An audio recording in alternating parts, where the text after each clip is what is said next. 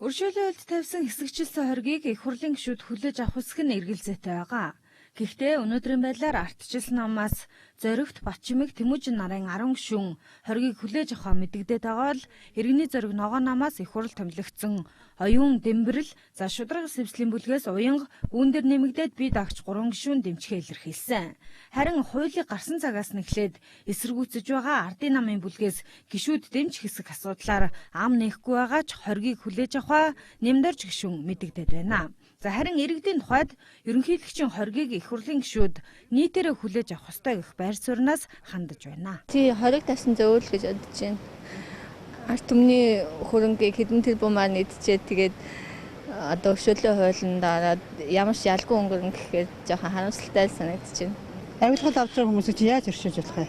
Хэрвээ энийг өршөөх юм бол энэ төр засаг өөрөө ямар хэмжээний үйл ажиллагаа явуулдаг, хэнийг дэмждэг, авилгалаа дэмжиж гэнэ үү, авилгалаа устгаж гэнэ үү гэдэг ийм асуудал гарч ирнэ. Ийм учраас ерөнхийлөгчийн хоргийг бол одоо бүрэн дүүрэн дэмжиж байна. Энийг бол улсын их хурл бол хүлээж авах ёстой.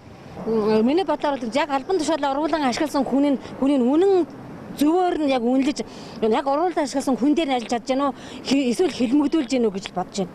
Яг албан тушаалаа оруулан ашигласан гэд зөв зүгээр ямар ч хэрэг хийгээ хүмүүсийг бас хэлмэгдүүлээд байгаа юм харагдаад байдаг. Өршөөлийн хуулийн тухайд өмнө нь 5 удаа батлагдаж байсан. За 6 дахь хууль нь энэ удаагийнх болж байгаа. Ерөнхийлөгч их хурлаар батлагдсан өршөөлийн хуулиудаас анх удаа хэсэгчлэн хориг тавьж байгаа нь энэ удаагийн үйлдэл юм а. 4-1 хэсгээс 4-1 авилга албан тушаалын эрхийг өршөөхөр байгаа учраас энийг 4-1 хэсгээс аваад хаалттай зүйлэн буюу 9-1-ийн 3 руу оруулъя гэж байгаа. Тэгэхээр 4-1 саяхан авилга албан тушаал болон залилангийн 7 зүйлэн гэмт хэрэг байгаа учраас тэр 4-1 дээр хэсэгчлээ хориг тавьж байгаа.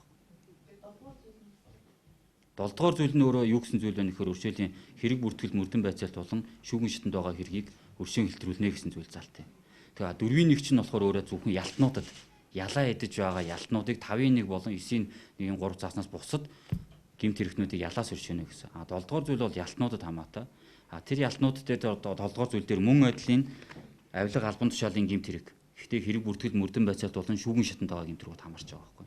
Тэднийг хэрэг бүртгэл мөрдөн байцаалтанд байгаа гэмт хэрэгүүдийг өршөөн фильтрүүлж болохгүй. 9-1-ийн 3 буюу хаалттай зүйл анги руу өөрөөр хэлбэл өршөөгдөхгүй зүйл анги руу оруулъя гэдэг үндслээр Монгол Улсын ерөнхийлөгч хориг тавьсан байна гэж би үзэж байна.